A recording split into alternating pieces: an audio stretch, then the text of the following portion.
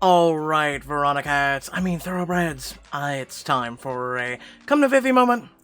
A few hours ago, the tea was full of nothing but Queen Blair being an absolute vibe at Lil Nas X's concert with her superstar bestie Zoe Wade.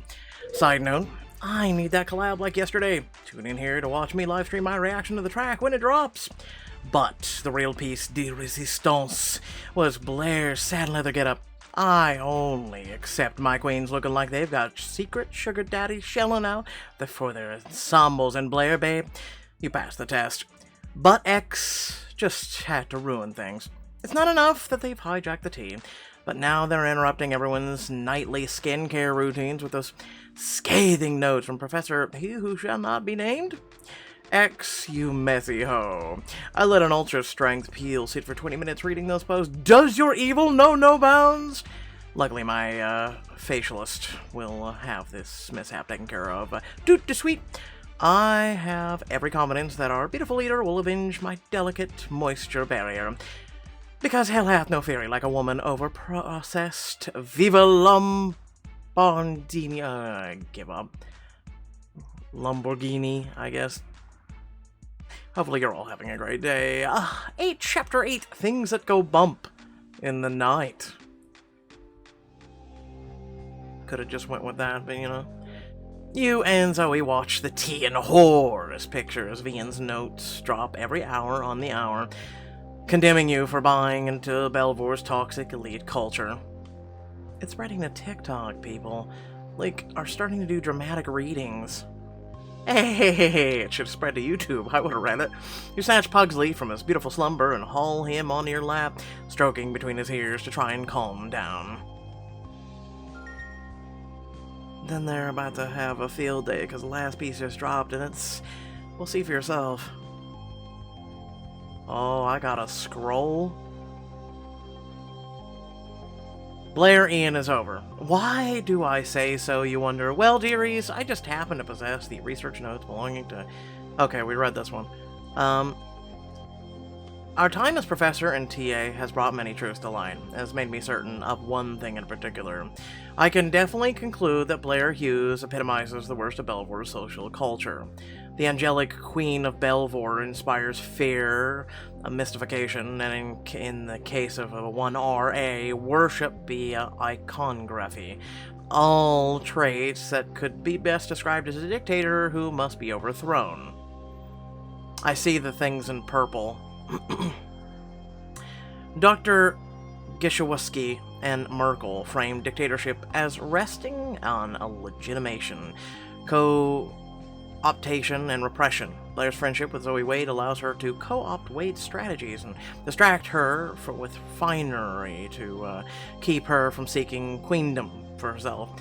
No one only needs to glance at the tea to see Blair punish those who dare to stand against her. As for legitimacy, Blair's power stems from Poppy herself. Without Poppy as a catalyst, Blair's social trajectory would certainly have taken a more unremarkable route. Which is to say, without Poppy, there is no Blair Hughes at Belvoir. Well, okay. Excuse me?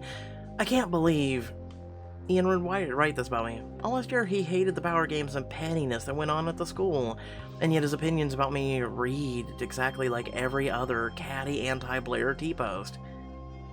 Possessor not so dreamy, definitely screwed you. The question is why? Everything on the T seems to have their own idea. Look at this. Alright, we've got X and Professor Dreamy tag team. We all knew X had a beef with Blair, but they swayed Kingsley to their side. Savage! Welcome to Revenge 101. This obviously payback for putting his career in jeopardy. There was never a romance, and this is what Blair gets for making it more than what it was. Didn't X do that, not us? Bad blood, I'm calling it now. Kingsley pulled a T Swift, because Blair dumped his ass. Plain and simple. I'll take a Zoe Blair on the rocks. Screw the Kingsley conspiracy. Blair's been using her bestie since she stepped on campus. Talk about drama. Queen Poppy, first of her name. One thing's for sure, Blair was just Farmsville until Poppy made her relevant. This is true. I mean, this is true. What the hell is happening? It's called, conspiracy nuts. We'll go with that. Bugsley laughs at your cheek, but not even pug kisses can put out the dumpster fire. You whip out your phone to give Ian a call, but the line rings and straight to his voicemail. This is the worst, the literal worst. People think getting dumped over text sucks. Getting proxy dumped on a campus gossip blog is pathetic. This is heartbreaking, and wow, it's literally just hitting me. He said he wanted to be with me, but really this is how he felt all along. You're going to college and you have the IQ of a, stale bagel. Oh, babe, come here.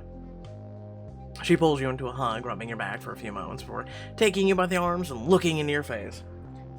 Heartbroken is exactly what X wants you to be, and Kingsley, well, screw what he wants. Yeah. Blair, repeat after me. Screw in. Screw in. He got a notebook full of slander, and worst of all, he said you're nothing without Poppy. Again, screw in.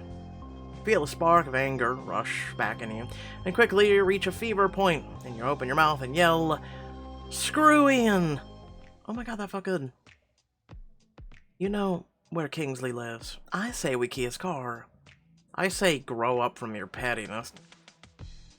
I'm pretty sure he takes the subway. Well, then we bend his Metro card and screw up the magnetic strip. I'm not picky, and neither is Karma. We could always break in and steal all of his left shoes, light a bag of poop, and leave it on his doorstep. I go with that one, that's a good one. It's a classic for a reason. He is acting like a flaming turd. Pugsley jumps down to the floor and disappears before returning with his diamond-encrusted leash. Really? I guess Pugsley's on board. Whatever we do, we better do it fast, or I'm gonna go from queen to court jester by morning. Let's just think this through. Everyone's only talking about the notes because they think it bothers you. Which it does. And they'd be right. Didn't you see what Ian said about me? Reach for your phone to present the heinous evidence, but Zoe smacks the back of your hand. What I saw was someone coming for your pretty little nag. If you don't boss up and strike back, this is going to set a nasty precedent. You thought X and their minions were bad. Imagine this place of power vacuum. We'd end up ranked under the LARP nerds. Oh, what a shame.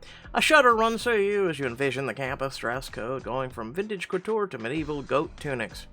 And you say yikes? So that's what this book thinks of, geeky and nerdy people? Alright, I got you. You're right. I need to control the narrative and show everyone these notes are non-factor. Nothing says unbothered like a bomb-ass pictogram photoshoot and some shady captions. Of the masses fawning again in no time. 2021 was a mistake. Yes, but if we are gonna do this, we've gotta do it right. I'm talking set changes, props, costumes, extras, the works. We're gonna have a long night ahead of us. You in? Spin Ian's comments with a satirical photoshoot turn votes. Let's go to the gram. And if we're looking for extras, I know exactly where to start. But firstly, you sure you're good with the way you're wearing? Those pics are gonna go down in history, and everyone knows a photo shoot's 50% fashion. Yeah, I'm perfectly fine. Let's go. Now I'm ready. Let's get the show on the road. Pixelberry couldn't think of an outfit. You and Zoe head across the campus to the theater nerds' natural habitat, or the auditorium, where you find Belvoir's drama trope, the show ponies, rehearsing. Let me have war, I say. Or say I. It exceeds peace as far as day does night. It's sprightly, waking, audible, and full of vent. Peace is a very... Line? Again, most of us are already off book by now.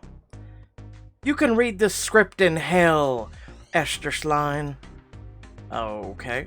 You and Zoe step out of the shadows and the click of your heels, grabbing at the little drama nerd's attention. Oh my god, it's Zoe and Blair! Sorry, not sorry to interrupt, but we thought we'd stop by and offer you trope the role of a lifetime. Indulging in a dumbass's deluded pictogram post. Yes, the role of a lifetime. We're looking for extras to stand in for an impromptu photo shoot. Any takers? Hands fly up, and in no time you're explaining the shot to the crowd of extras while the set design team fetches a prop throne. Wait, we're supposed to lift this thing with you in it? Noodle arms. Duh. While the hordes more flock around it at her feet, begging for the chance to touch her. God, keep up. You climb into the throne as you're lifted in the air. The actors clamor over each other, reaching out to you with odd expressions, outstretched hands, and hoping your touch will elevate them from their lives as useless plebs. I didn't know we went to a Scott concert. That's perfect. Now, Blair, give me a fierce-ass pose. We literally were told to be it. No, you know what? Just, at this point, I don't give a shit about this book anymore. If all of Belvoir thinks I'm a bitch, I think, I might as well show him I'm a bad one. You slump over the arm of the throne, casually place the sole of your heel against a freshman's face, shoving him back down the pile just as the camera flashes. You just kicked me in the face! It was awesome! You're an idiot. I hope this doesn't awaken anything in me. Clearly not. Score 1 for hero worship. The second you feel the touch ground, or your feet touch ground again, you offer him a hand. God, I love a man who can take Louboutin to the money maker. Nice work. Hold up your index finger while you quickly scroll through the screenshots of last year's ranking list, but you come up empty. Actually, who are you, and why don't I know your name? I'm unranked. Perks of starting the college the year after the T got hacked. I guess either way, I'm Benjuri. Or Benjuro. Well, Benjuro, consider your days of obscurity over. Zoe finishes her on-the-fly photoshopping and hands you the phone, just as you finish brainstorming the perfect caption. The dictator's heels were made for walking all over you. Isn't that right? Half past Ben? You tag the show's Pony's official page, and Poe posts a picture on Picta, and turn the face to the gathering crowd. Hear me and hear me. X may have left you alone, unpopular, and unranked, but follow me and your loyalty will be rewarded with relevance. Whoa, I just got 100 new followers on Twitter. That does it for me. Screw X, all hail Queen Blair. First, you conquer the drama club, and then the world. Zoe nudges you with a victorious gleam in her eyes. They get the attention they've been dying for, and you get a loyal army. Ugh, your mind. This isn't over yet. Ian can say whatever he wants about me, but no one messes with my bestie. You leave the show ponies to their squawking and cruise over to the clubhouse, waving over a freshman on night shift to take your order. 2 daiquiris, tons of fruit, and the biggest fan you can find. Right away!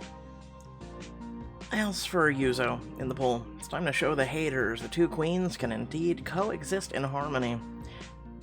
I know better than to ask what you're thinking when you've got that look in your eye.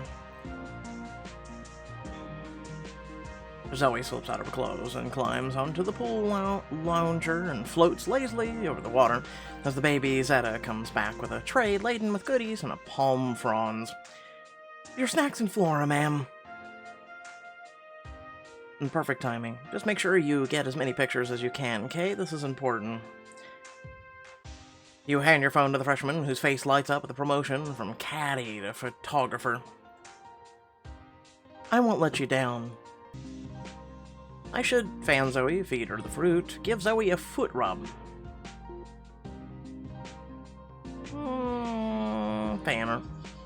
You pick up the palm frond and gently wave the leaves over Zoe, reaching out to hand her a drink while you're at it. That's nice, but I could use more breeze. It's sweltering in here. Only the best for my bestie. You gave the palm frond a little more pan power while making sure you look easy breezy for the set of snapping pics while it's her last day on Earth. Or like it's the last one. And a couple with a flash and the rose petal filter all soften the lighting.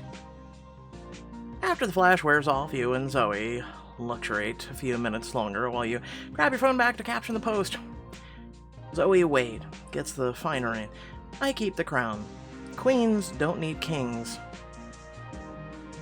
What? Why is it a diss at dudes?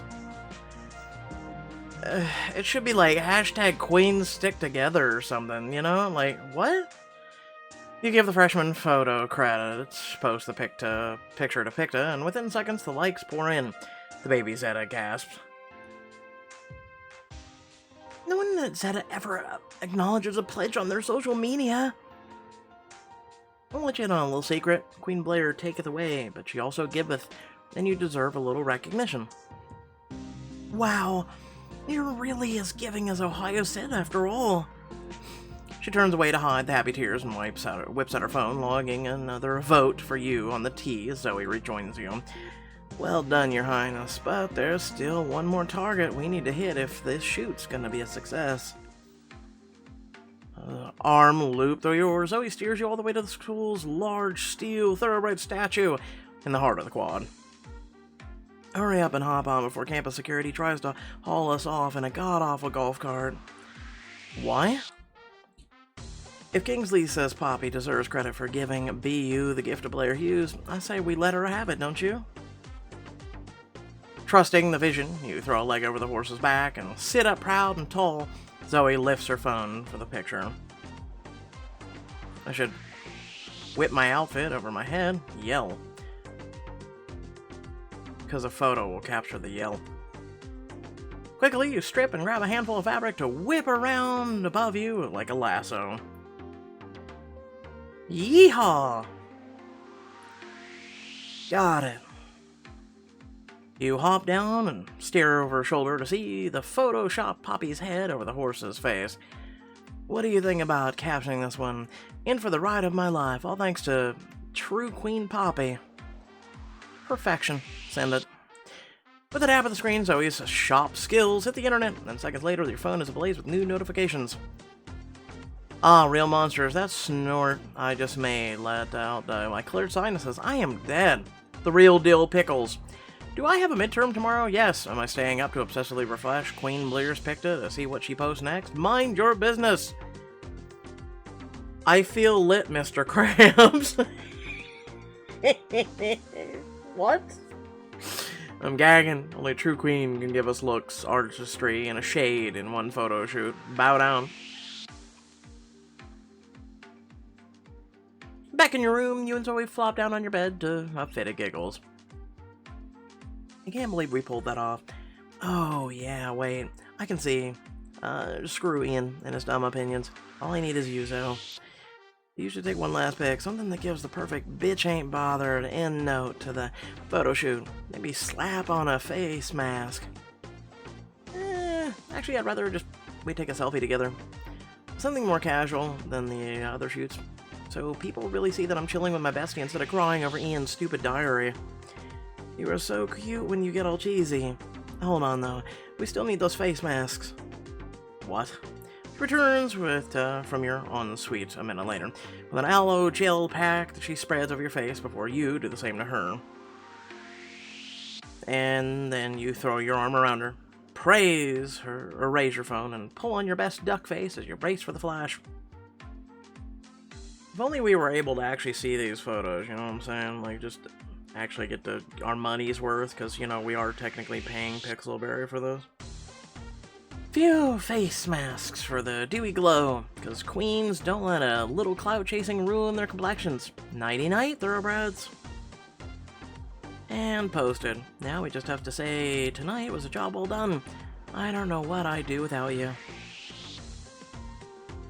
For the record, you don't have any choice but to remember me for the rest of your life, because I'm going to be right by your side the entire way.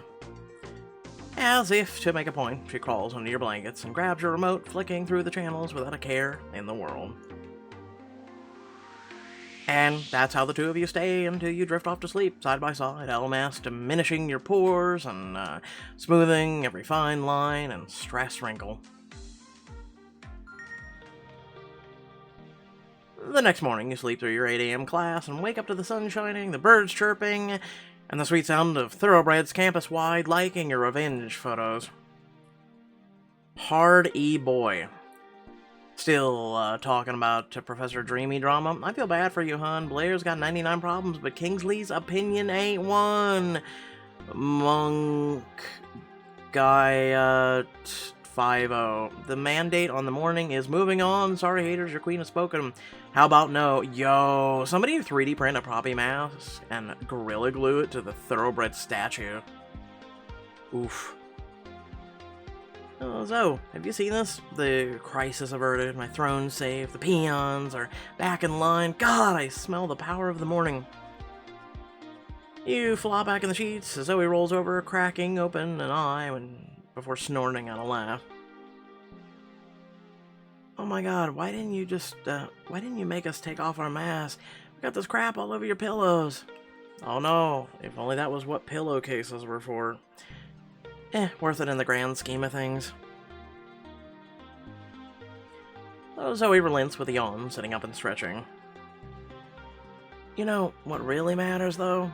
Why the hell Kingsley wrote all that about you in the first place? Pretty sure it crosses some ethical lines. At this point, the last thing I cared about is the ethics. I've done so much to keep him safe from the campus drama, and he was writing this behind my back. He even said he wanted to be with me. I trusted that snake with my heart. Suddenly, raring to go, you throw off the blankets, fling yourself out of bed, and book it to your closet. I'm getting answers, even if I have to knock down his door to get them. Ugh, what's the best woman consumed by righteous fury look? That'll do it. You're coming with, right, Zoe? I like how they gave us the jacket, but they gave us like a really crappy shirt underneath. I don't understand that, but I digress. You know, I'm your ride or die, but my supervisor saw my performance with Lil Nas online. He's bringing me onto a new project. And then I have lunch with downtown with my mom. With the collab she in the works, she's really starting to support me with the things I'm doing. So, that's huge. You'll have to tell me all about it when I get back. Until then, I'll have to channel your bad bitch energy to see me through. And with a wave of your fingers Zoe's way, you head for the door, your fury already simmering again as you picture Ian's duplicitous face in your mind's eye. As you climb out of the car in front of Ian's apartment, you survey his neighborhood, quiet, peaceful, and completely undisturbed by the catastrophic events of last night. Oh yeah, catastrophe. I'm gonna give him the benefit of the doubt. As hurt as I am, maybe there's still a chance of misunderstanding something, or maybe I'm just desperate. With a sigh, you begrudgingly take the high road and whip out your phone and send him a text, only to nearly crash right into him as he waltzes down the steps, briefcase in hand. Blair, what are you doing here? Switch over to the T and hold up the screen, his own words staring back at him. I'm giving you the opportunity to explain yourself, which is more than you gave me. How could you write this? How could you even think this? I can explain, but perhaps it would be easier inside, please. You follow him up the stairs and into his apartment, and as he closes the door behind you, you wait for him to face you. Please tell me there's something going on here that isn't you actually thinking I'm some awful, egocentric despot. You know, I know this looks suspicious, but you have to believe I had nothing to do with X posting my notes. And I don't care about X right now. I care that you wrote it to begin with. Be honest, is this how you see me? Of course not. Look. Ian moves past you to scour his shelves before producing a well-worn notebook. He flips it open and reads from a passage. There are those that theorize Blair Hughes epitomizes the worst of Belvoir's social culture. Respectfully, I disagree. She is simply the natural result of Belvoir's dropping its most bright and capable students into the shark-infested waters of its own elitism. Those are my notes. So, you were defending me? Oh, you mean someone taking things out of context? Welcome to the internet and the social media age. A sad smile tugs at the corner of his lips. He takes a step forward, palm up, as he cautiously broaches your space, tentatively laying a hand on your cheek. Does this really come as a surprise? I am a lot of things, Blair, but I will never ever condone what you have gone through at the school. How X got their hands on my notebook, I don't know, but they only cherry-picked the most damning parts and posted them out of context. He hands a notebook to you, and as you read aloud, you recognize phrases from the T's posts. It was only when Blair adapted her survival instincts where they were framed as the beginnings of a coup, and she, a dictator who must be overthrown. or by those who idealize her. The angelic queen of Belvoir, inspiring fear, mysticism, and in case of the RA, worship via iconography. What Blair truly epitomizes is a culture of resilience in the face of an institution that would sooner see her demonized for her off-brand shoes than praise for the intellect she possesses beyond measure. You start to read the next line, but one glance at the words leaves you frozen. Next to you, Ian recites them from memory. Without Blair Hughes, there's no culture at Belvoir. Yeah, whatever you tell yourself to sleep at night, dude. You heave a sigh of relief and edge closer. The last line sounds pretty damn romantic. Well, what started as a material for a new book gradually became my way of processing my feelings for you. Huh, what? And what, you'd come to? His eyes darken, he gives you a look that screams, "Do you really have to ask?" Your gaze drifts to his lips and back as you stalk even closer.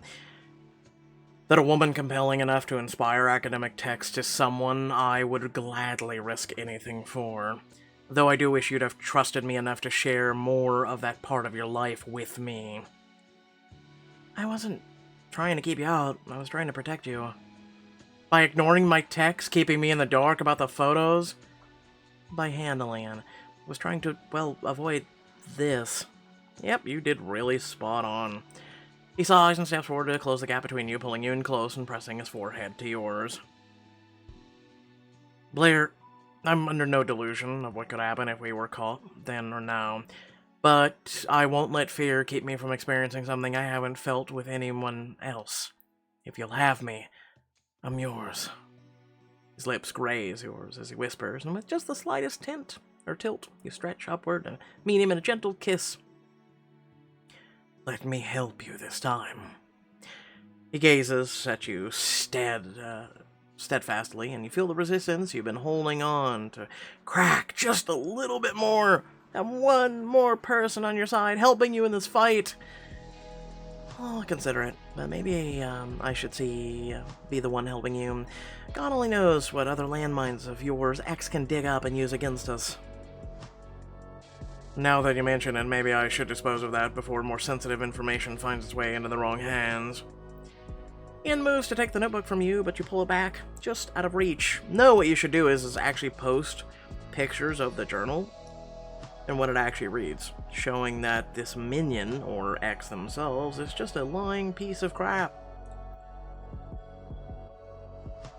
Sensitive information, this I've got to see. Before he can object, you dance out of reach. The kitchen island separates you, eyes blazing from across the page as you skim his writing. Blair's hair smells of tropics and hints of oceans, salty depths. What is this, fan fiction? Not fan fiction, observations. I'm a scientist, it's what we do. Now give it back. You're not a scientist, dude. You are literally just a lit professor? Oh, scientist, yeah, and I'm president.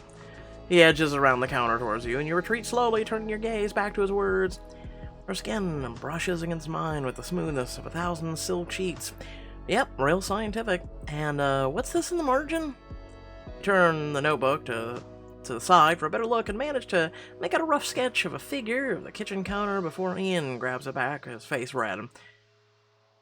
I never intended for anyone to read those, and considering how relentless X is, I should destroy the notebook completely to be safe.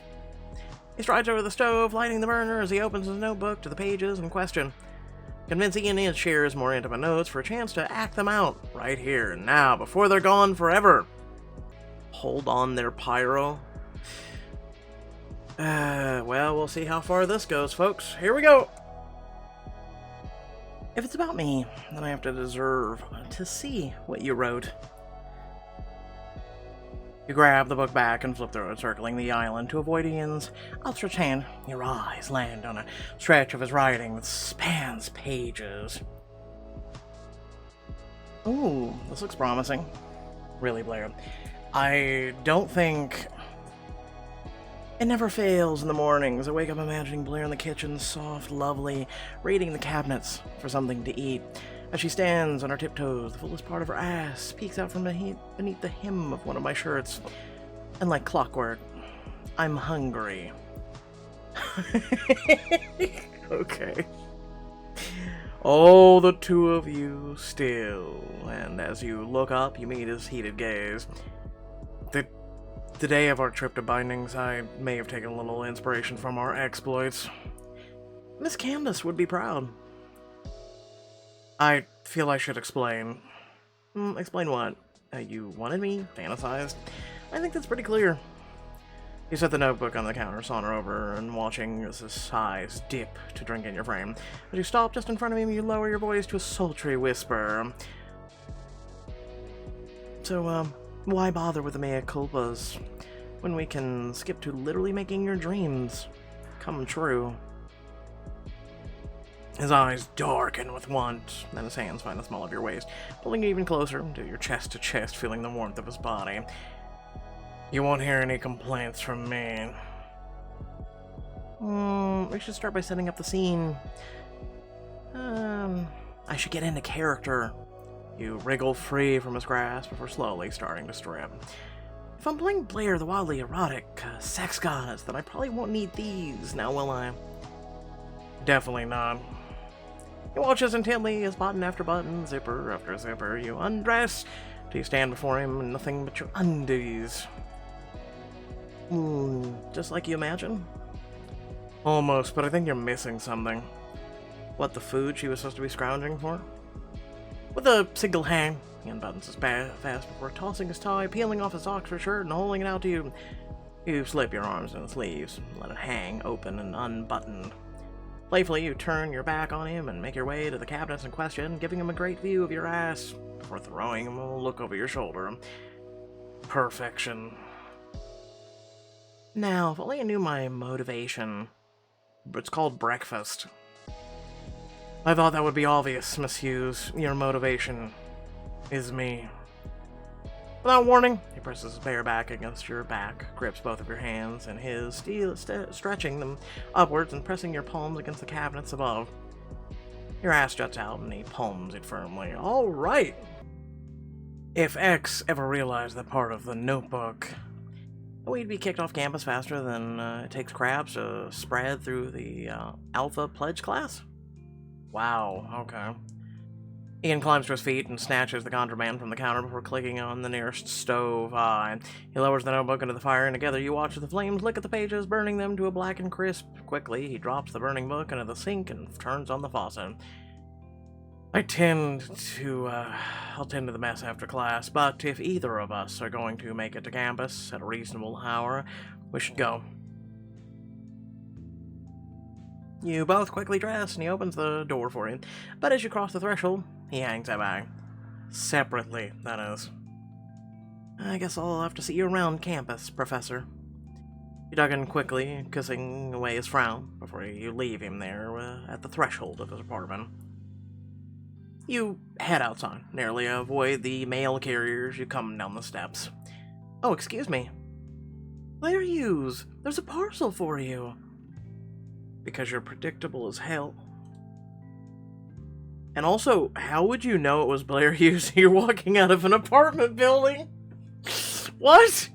Now you've been known to sleep shop after an Ambien and a glass of wine, but even if you asleep, you wouldn't send the package here. Before you can question your spending habit, she digs around in her bag and pulls out... You gotta be kidding me. How'd they know I was here? Idea, because you're predictable. Mail carrier presses the envelope in your palm and she turns away. She whispers so quietly you almost miss it. Vetimus Omnia. What? As night falls, you make your way to the address of the invitation, push open the door, and expecting to find Felicity waiting for you. But instead, you see the top 15ers all gathered around the foyer in a dim, dusty mansion. Several maids and butlers stand by stoically. Yo, Queen Blair, flashing me late as always. See, Ford, I told you she was still in it. I never doubted her for a second. Hold the phone, you're all rushing Apadia too? Then that means... Yes, genius, one of us is X. We all figured out that 20 minutes ago. Thank you for being on time. Wait, what? X is in here? Oh my god, I'm so scary! It's probably you. Mastermind is being a dumbass. She jumps into Chloe's arms while Veronica wanders around, phone raised towards the ceiling. What's really scary in this crap Wi-Fi in here? I might have to dip if I can't connect to my Veronicats in the next 10 minutes. Hold up. Why is Cali Girl here? The rules didn't say you could bring a +1 forward. Oh, I'm a senior too, and I've been working really hard on all of my challenges. Really? Quietly, you glance around the room, and the 10 of you crowded together. One of them is secretly out for your throne, and when you find out who, you're gonna wring their neck. Thank you for joining us here tonight, semi-finalist. You have impressed us thus far. From the depths of the mansion, Felicity appears with 2 other mentors. But this isn't the time to celebrate. I'm sorry, hopefuls, but we've just received disturbing news. There's a murder among you, and by morning most of you will be dead. Dead? Oh, I get it. And before you can finish, Eric, Ford, and Celine scramble for the doors. You guys, hold on. She just means a murder mystery. We did these all the time back in Farmsville. Of course, when you're the nearest neighbor is miles away and your best friend is a rooster, what else is there to do all day but to pretend to kill each other? Thanks, Poppy. Love you too. Snide remarks aside, I'm glad someone around here is catching on. Tonight your challenge is a murder mystery. But while the stakes are fake, or the deaths are fake, the stakes are very real. This is a sudden death round. Tonight, a simple touch means the difference between life and death, and if you're killed, you'll be eliminated from the competition. For this challenge, each of you has already been assigned a role. Prove to us you're able to operate within the confines of power it provides you. If you're still alive by daybreak, and you've completed your role, you're welcome to move along as Apodian Hopeful. As he's speaking, one of the servants comes up and whispers in Felicity's ear. She nods once, and he returns to his task. Everyone except Trixie, apparently. She's already been murdered. What? I'm dead? But I never got to say goodbye! As Chloe and Trixie's combined sobs echo through the dilapidated mansion, Felicity motions for you to follow her. You join her in the pantry, and she looks around cautiously before shutting the door behind both of you. For tonight's challenge, you are the detective, and your goal is simple. Discover the killer's identity before dawn. You can accuse others over the service intercom, but your accusations will reveal your role and location, so act wisely. Any questions? Just one, did you have to be that hard on Trixie? She's my favorite. She's not my favorite person, but making her come here just to dismiss her before the competition even starts is a little harsh, don't you think? But that's just it. The competition has started. It began when you accepted our first invitation. But the challenge? No buts. As a full member, there are no days off. Apodian will enrich your life beyond your wildest dreams, but your key must be earned. And one of the requirements is that you stay 10 steps ahead of your competition. You do well to learn that. Above you, the intercom crackles to life and a voice calls out. Mentors, please commence lights out and report to the safe zone. Felicity reaches out and clicks off the pantry light, plunging you both into darkness. You may begin in 10 seconds, up after I leave. Good luck, Blair, and remember, we'll be monitoring your decisions closely. And with that, she slips out of the tiny room and closes the door behind her, and you count to 10 before following. As your lights adjust to the dim lighting, you carefully creep through the acres of hallways, listening hard for sounds from the other competitors. Okay, think. What's the best way to catch a fake murderer without fake dying and screwing your chances to get in a very real secret society? Up ahead, you see a shadow move in a fork in the hallway. It solidifies into a cowering Celine, trembling as she inches along the hall. Oh my gosh, this is so scary. How the hell is she even in the competition? Is there something we aren't seeing? Before you can move, Liam tiptoe creeps into the hall after reaching for a lock of her stupid ginger hair, ready to send her to the great beyond. Busted. Celine's scream fills the darkness, and she speeds away as Liam takes a wild swipe before wheeling around to face you. What the... Damn, Blair. Was you creeping as hell? Was creepy as hell. What are you even doing? Catching a murderer, winning a challenge, your pick. I'm not the murderer! You were creeping around, all sus, and I saw you trying to touch Lean. Plus, once I tell everyone, or let everyone know, I win, so why shouldn't I? Because I'm the medic! If I touch a citizen, I give them immunity for being killed! The second you get on the intercom, you're gonna lure the real murderer here! You take in Liam's bobbing Adam's apple, the smell of cinnamon whiskey, and desperation oozing out of his every pore. Hold off on the accusation. Slowly, you pull away from the intercom and watch relief flood into his eyes. For a second, I thought you were really gonna snitch. I'm still not sure I shouldn't, with the way you were creepy crawling after Celine. I told you, if I touch a citizen, I'll be able to save them from being killed. Speaking of, look at this. Liam digs around in his pockets for his phone and tosses it to you to show you a text. No matter your role, the name of the game is to eliminate Blair. Comply and you'll be rewarded. So X has a hit out on me. Looks like it, but at least now you know. And the more than that, you know I'm not in on it. Stay safe, Blair. Liam grabs his phone, slinks off, leaving you with your thoughts from the darkness. Someone clears their throat. Please tell me you aren't falling for that, or are you really as stupid as you look? I mean, he could have killed me. So, yeah. You look up to see Poppy melt out of the darkness, like the ghoul from hell that she is. I knew you would crash and burn at this challenge. I've come to offer my assistance once again, so what do you say, truce? I say truce for now. You seem to be useful.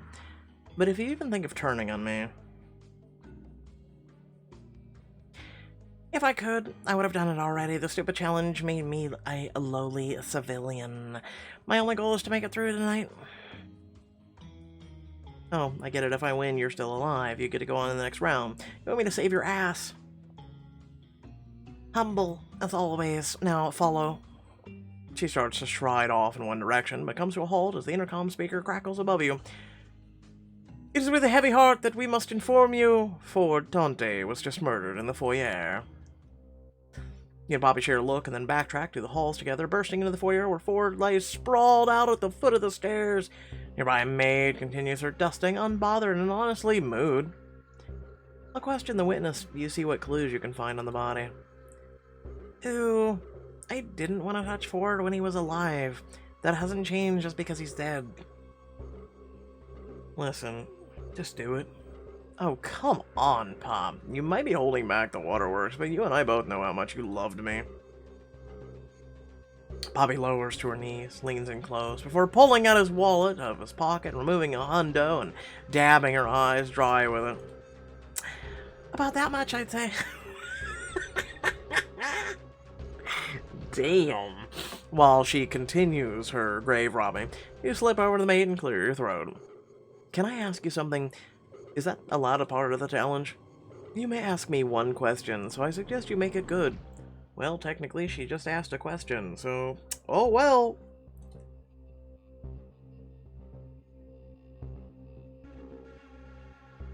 Who killed Ford? The hopeful, who was chosen to be the murderer. I want to throw something at you. And with that, the smug skank goes back to her dusting without a care in the world. Well, that was riveting. Like, you could come up with something better. I mean, this is true. That was the only options we were given. They were shit options, let's be real. Actually, I just did.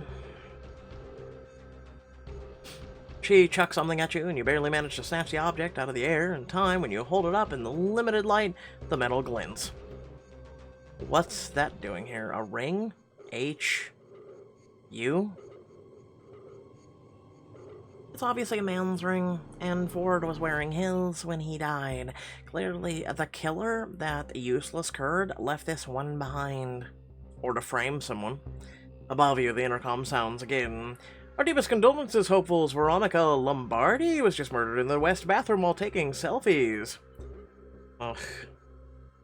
The West bathroom, but that's right down the hall. Oh, for the love of... Don't just stand there gaping, Farmsville. Move your ass or we're next. Poppy grips your arm and hauls you into the nearest bedroom to hide, when she marches over to the walk-in and yanks open the door, only to find Celine already quivering inside. Oh, shut up and move over. Oh, okay. Poppy bogarts her way in, pulling you behind her, and you quietly close the door, sealing the three of you inside. Celine, have you been hiding in here like the whole time? Yes, it's all part of my strategy, after all. A murderer can't kill what they can't find, right? Unless they burn down the whole house. Then no one will find you. I mean, what? A murderer also can't kill herself. How do we know you weren't just laying in here wait for someone to kill? I swear I wasn't. Ask me anything, I'll prove it. Celine, tell me, what have you heard tonight? If you've really been in the closet the whole time, you have to have heard something, especially with Ford dying right next door. Yes, I heard a guy and a girl talking about killing Veronica just before you got here. It sounded like they were working together. So the killer has a sidekick. Who'd you hear talking? I don't know. I'm still learning everyone's names, let alone their voices. But if I heard them again, I'd definitely recognize them. Lucky for you, I know where the audio is super clear.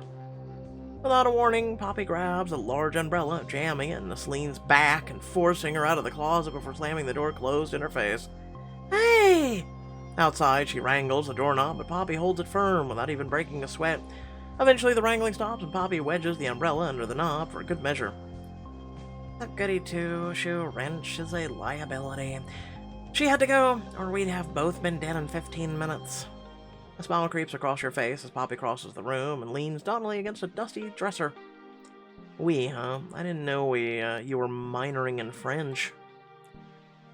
Don't let it get to your head. When this is over in X's history, you'll go right back to being worthless and gum on the bottom of my monologues.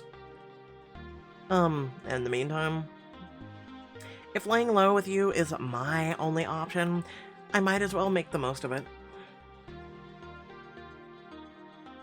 She fishes her phone out of her bubblegum pink Birkin, and you oh so casually lean against the dresser beside her, pretending not to notice as she types in her new passcode, 3658.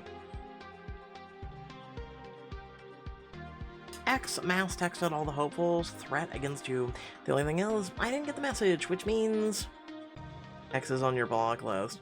There's someone you met before. Give me. Before you make a grab for her phone, she swerves away. Ah, now we know how this feels. I don't think so. Or have you forgotten what happened the last time you got your grubby little hands on my phone? You grin as you reminisce on all the shady screenshots you exposed from my messages last year. Oh, I didn't forget. I was just hoping you had, or at least, at the very least, that you could forgive. You follow after her right as her screen lights up with an email notification. You just have time to see the subject line before she shoves it down into her cleavage. Finances, bad news. Now that sounds juicy, and by the angry snarl Poppy lets out as she turns away from you, you've gotta find out what it is. Oh, everything okay, Poppy? You want to talk about what's going on at home? I'd love to listen. Love to stockpile ammo you can use so you can turn it against her before she turns against you, more like. Talk to you? It'll be a cold day in hell before that happens. Come on, Bob. We're teaming up against X and everything. We're never going to get anywhere if we don't trust each other. Then by all means, you first. Convince Poppy you're on the same side and gain access to her phone for dirt that you'll earn a ton of votes. I'm gonna play her good as the diamond choice. Oh boy. Okay then. You want me to prove I trust you? I do. He watches Poppy's face, registers a split second of shock, and immediately returns to a distrustful scowl. Yeah, right. Okay. What, you don't think I can be a little vulnerable with you? As usual, you underestimate me. How about we play 7 Minutes in Hell? I tell you my biggest secret. Don't know 7 Minutes in Hell, but I digress. I haven't been staying away from Professor Kingsley, but in my defense... Did anyone really think I would? I mean, come on, you've seen him. Yawn, was that supposed to surprise me? Anyone knows anything already suspects you two would never listen to Steinholm Farmsville? She turns towards you, planting her feet in a power stance. Consider this a lesson in gossip. You really want to shock a girl out of her lapels? Then you gotta go for something with teeth. I'm just guessing you've got just the thing. Rumor has it, Sandra Lombardi used to be Sandra De La Cruz, a poor seamstress peddling her raggedly designs for a meager profit, until she married Giuseppe Lombardi, a man with just enough suspected mob ties to get her in the most prestigious fashion houses in Milan. 20 years and one fire at the State Department later, there's no record of Sandra De La Cruz, and Sandra Lombardi's got a net worth that rivals a small country. I don't even... You know what? I don't even want to know. But you not being vulnerable if you're telling me other people's secrets. Newsflash, it's called being a shady bitch. She gives you a mistrustful look, eyes narrowed, like she's scanning you for mics or hidden recording equipment. Fine, you want vulnerable? I've been obsessing over X. No, who hasn't? Then never mind, you cow. I knew you wouldn't have anything valuable to add to the discussion anyway. Wow, you've really been bursting into the seams to talk to someone about this, haven't you? Your therapist's not good enough for you? I could kill you with one of those garments, and no one would ever find the body. Yeah, whatever you tell yourself to sleep at night. You sit down on a chest of drawers and pat the space beside you, smiling innocently. Okay, Poppy, I'm listening. What's on your mind? Poppy hesitates for a solid minute more, which would be insulting if you didn't have a complicated history. Then she swoops on down beside you. Every day I check the tea, and every day there's no mention of me. I shoved Emmy less into a fountain this morning. Nothing. Wow. With every passing second, I'm more amazed. We found a walk-in big enough to fit me, you, and your giant ego. Fishes out her phone, unlocks it, and shoves it in your face. You see her name in the tea search bar, and zero, zilch, nada, an imaginary tumbleweed blows on by. Statistically, I should be in at least one post, so why is the tea treating me like I don't exist? She asks it like a question, but you've been around the attention-seeking elite to recognize a rhetorical question, and it slaps you on the ass if you decide to play along for now. Wow, Bobby, I don't know. You have any idea? She falls for it, hook, line, and sinker, little self-obsessed grin spreading over your face. It's such a complex situation. I wonder if your little farm brain could follow along. I don't know. You might have to get some coloring books and connect the dots and really show me. Well, I think it's because I kicked her ass. I mean, as soon as you had the meltdown of the year-end gala, your public image flatlined, and you've had zero traction for a comeback. And I know I wasn't too happy about it at the time, but next deciding to target me right after you ran away with Mommy and Daddy basically scrubbed any last poppy crumbs out of people's minds. And I made a triumphant return this year. Took X up on their challenge. Wow, Poppy, I'm trying to think what you've done this year, but besides your brief audition for My Chemical Romance, I'm coming up empty. You pat her on the shoulder, but quickly retract your hand, because you're not a total idiot.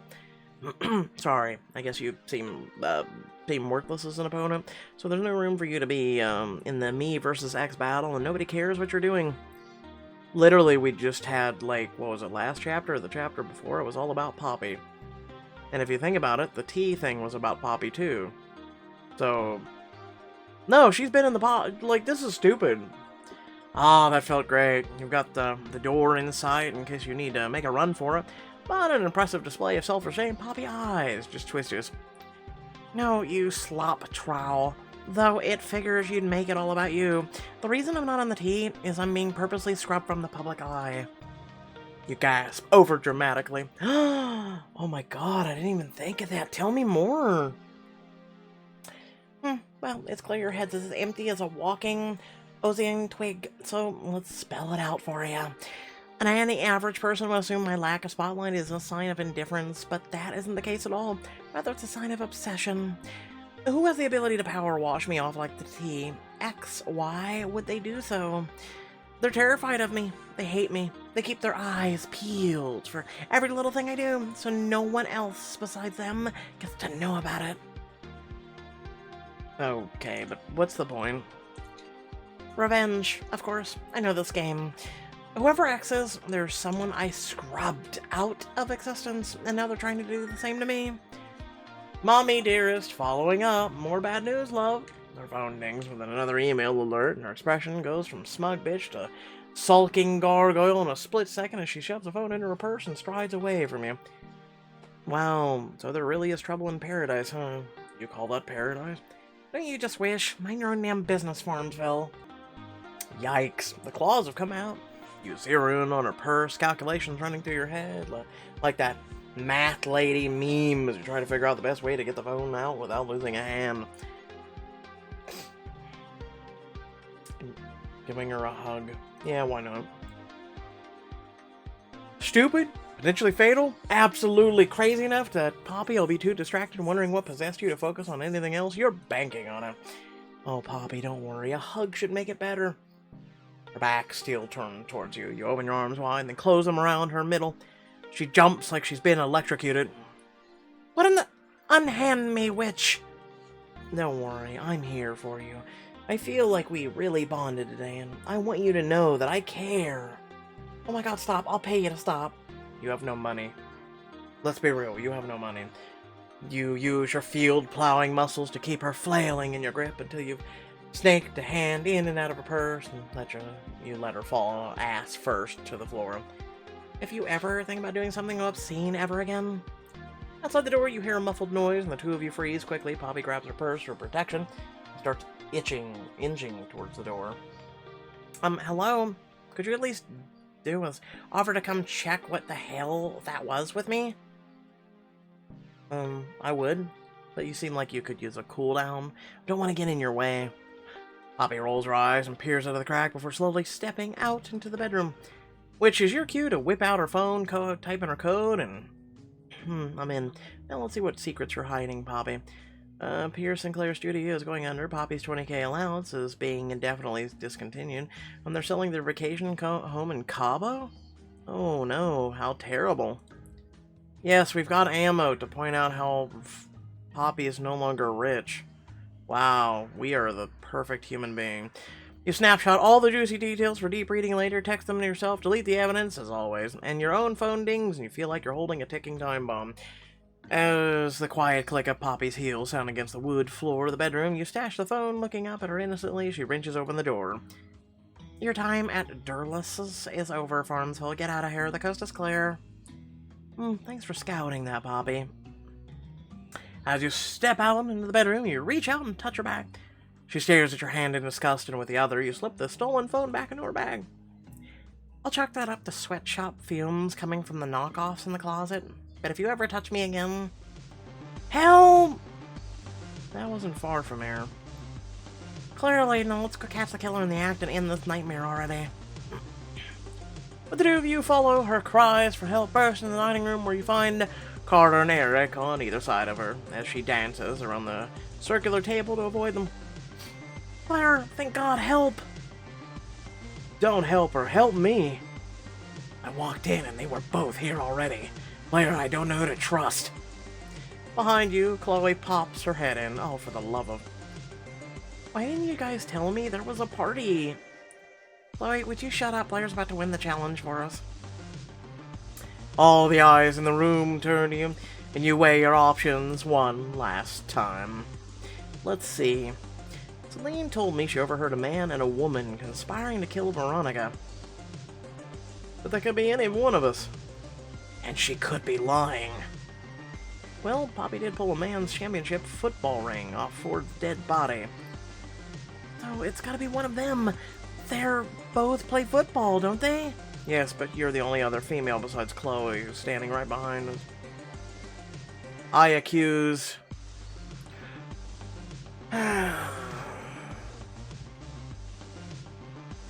I'm not gonna go for him. Like, I don't. Listen, I'm trying to be nice here, okay? Leave me alone. I should accuse Celine. No, I'm gonna accuse Eric Minsring. Slap the nearby intercom button.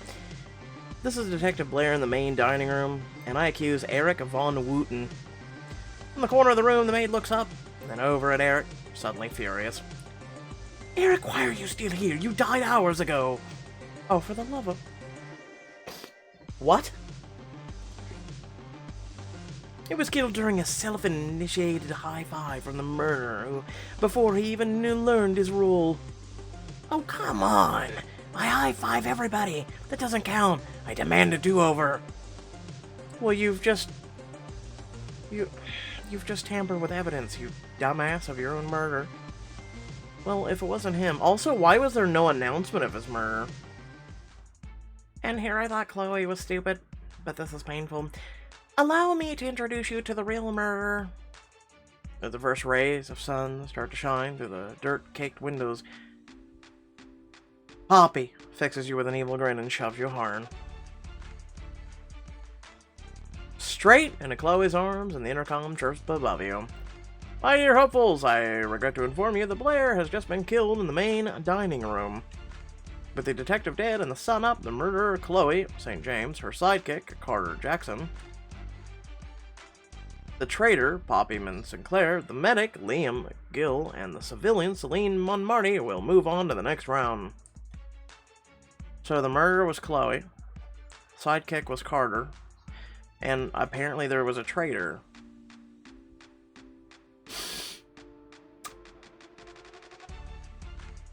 Yeah, there was no choices in this. Poppy wasn't an option, neither was Chloe. Imagine when choices was choices. Dread fills you as you listen to the announcement, and you spin around to face Poppy, eyes blazing. You waited all night to pull this stunt. Why? Easy. Poppy strides towards you, her heels stabbing the hardwood with every step until she stands right in your face, trapping you between her and Chloe. I had the power to toy with you, so I did. I had the power to humiliate you, so I did. I had the power to cost you what you wanted most. And so I did. Just like you did to me last year. Poppy shoves you to the ground, whips out her phone, and stands over you with a smirk, no doubt recording for the whole school to see. X got one thing right. That throne you sit on, mine. The army you willed, I build it. Everything you have at Belvoir is because of me. You've always needed me, Blair, but I've never needed you. Your phone chimes around the room as you free yours from your purse. Celine gasps. Oh my god! X, hate to break it to you, Belvoir, but your queen is nothing but a fake, a phony, a fraud, and filched Ferragamo. And it took none other than the throne's former opponent to call her bluff. Don't believe me? See it yourself. Blair wasn't as big a threat as you all thought she'd be, but I knew this day would come, so join me in welcoming Poppy back to the ring. Let's see if you've still got it. X. Really? Who had time to sit here and text this? You hastily tap back to the homepage, desperate to check you're standing on the tee, but when the screen loads, you freeze.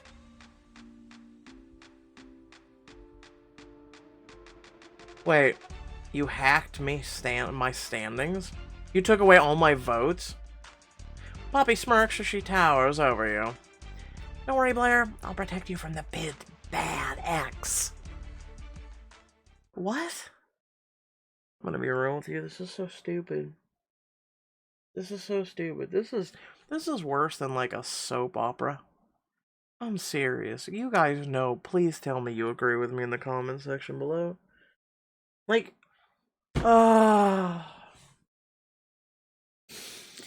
this just pains me. Choices just has not been choices, you know? It just, what the hell has happened? Can I honestly ask that? Like, what in the hell has happened? Like, I don't understand at all what has happened to choices. Without further ado, you know what to do on the screen. Catch y'all later. Peace out.